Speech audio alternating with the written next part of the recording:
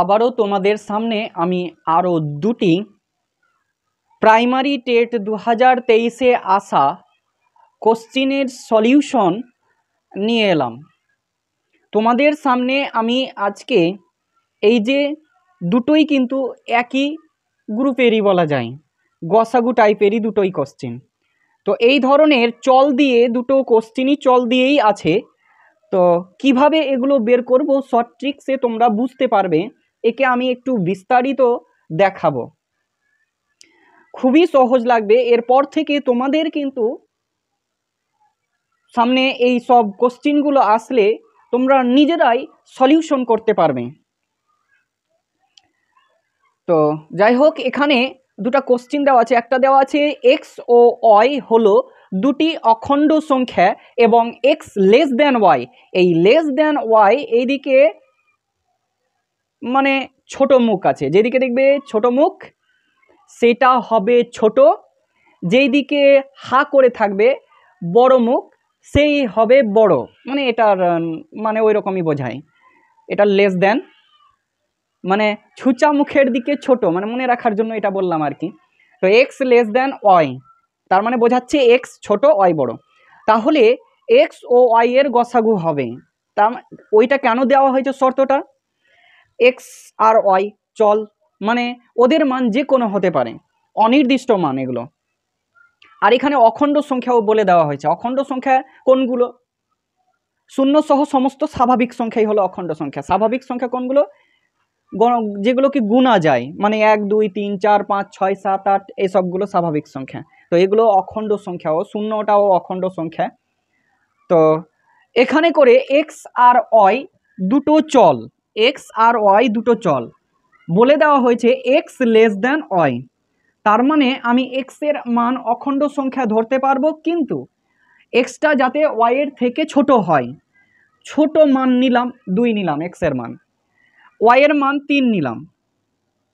এবার এই যে এক্স আর ওয়াই এর গসাগু বের করতে বলেছে, তো 2 3 এর গসাগু বের করে দেখি কেমন ধরনের আসছে।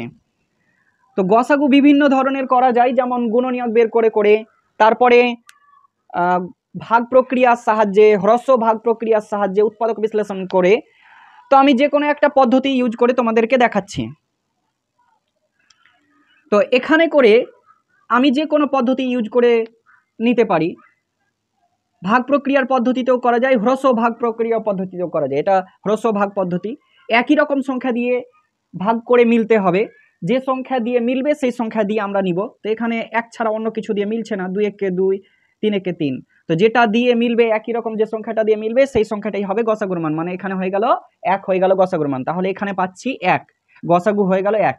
এবার আমি অন্য নিয়ে দেখি, অন্য 2 3 তো নিলাম, অন্য কিছু নিয়ে দেখি। 2 এর জায়গায় হয়তো আমি 2 রাখলাম, ধরে নাও 2 রাখলাম। এবার 3 এর জায়গায় বদল করছি, 4 নিয়ে নিলাম। সবসময় কিন্তু আমরা মনে রাখবো এক্সটা ছোট হয় আর ওয়াইটা যাতে বড় হয়। তো নিলাম। এবার এটাকে করে দেখছি। তো 2 কে 2 দিয়ে চলে যায়, এটা 2 1 2 2 2 4 হলো। এবার গসাগু আর কিন্তু একই রকম দিয়ে যদি নি, 1 দিয়েই যাবে, 1 না নিলেও হবে, যেহেতু একটা মিলে গেছে, একটা দেখছি মিলছে 2, তার মানে 2 পাচ্ছি। 2 হয়ে গেল গসাগুর মান। এখানে করে কত গসাগু তাহলে পেলাম? 2।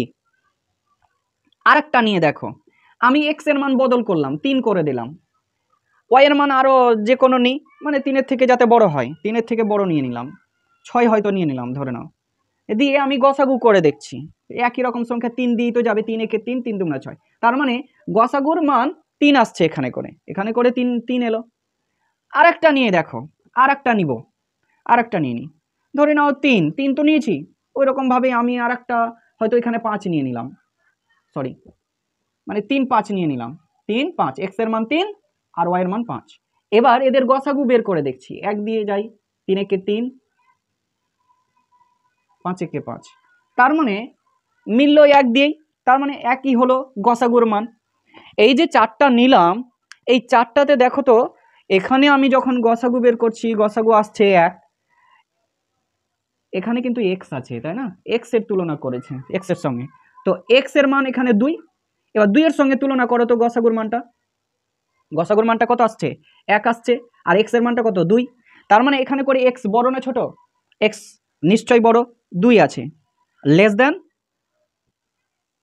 মানে দুইটা বড়, দুইটা কি বড়, তার মানে লেস দেন 1 এরকমটা আসছে।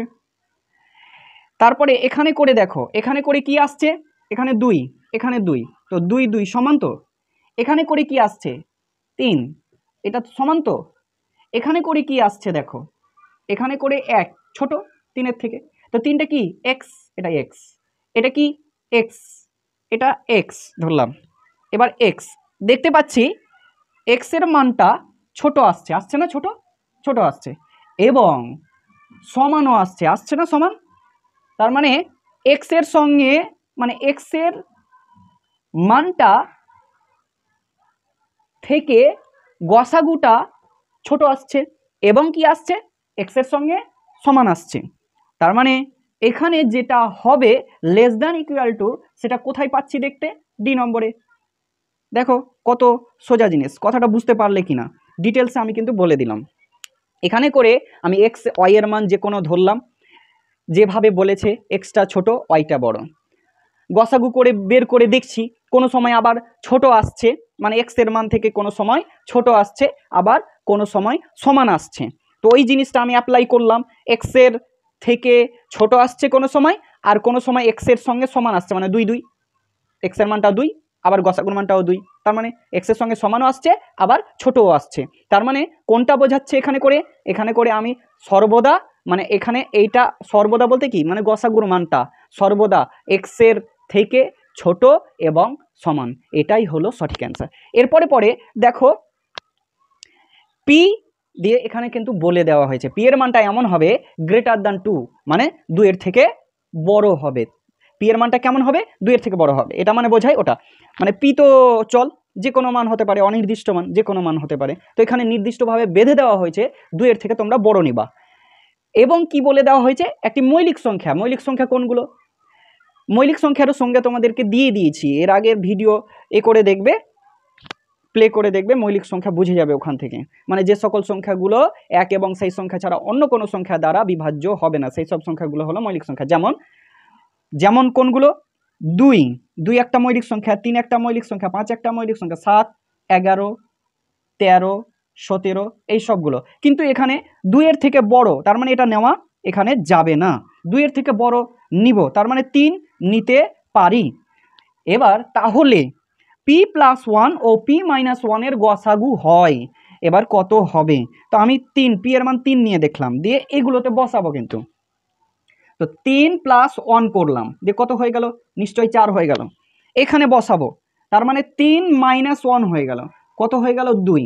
এবার 4 আর 2 এর গসাগু বের করে দেখবো। 4 আর 2 এর, এই দেখো এই 4 আর 2 এর আমি গসাগু বের করে রেখেছি, গসাগু কত এসছে? 2। তার মানে এদের গসাগু কি আসবে? 2 আসবে। আবার আমি 5 বসিয়ে দেখব, মৌলিক সংখ্যা কিন্তু নিতে বলেছে, তো পি এর মান এবার 5 বসিয়ে দেখব। 5 বসালাম, তাহলে কি আসবে? 5 + 1 মানে 6 হয়ে গেল, তাই তো? তারপরে 5 - 1 মানে 4 হয়ে গেল। এবার 6 আর 4 এর গসাগু বের করে দেখব, গসাগু কত আসে? 6 আর 4 গসাগু বের করে দেখো। তো একই রকম সংখ্যা দিয়ে কি দিয়ে আসছে দেখি? 2 দিয়ে যাবে মনে হচ্ছে, 3 দুগুণা 6, 2 দুগুণা 4, তো আর তো যাচ্ছে না, 1 দিয়ে যাবে, 1 না নিলেও হবে যেহেতু একটা পেয়ে গেছি। তো 2 হয়ে গেল গসাগুর মান, এখানে কত হলো?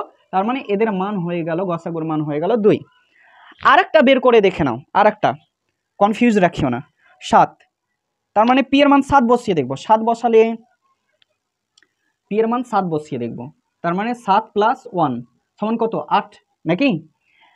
তারপরে 7 মাইনাস করে দেখব, 7 - 1 কত এলো? 6।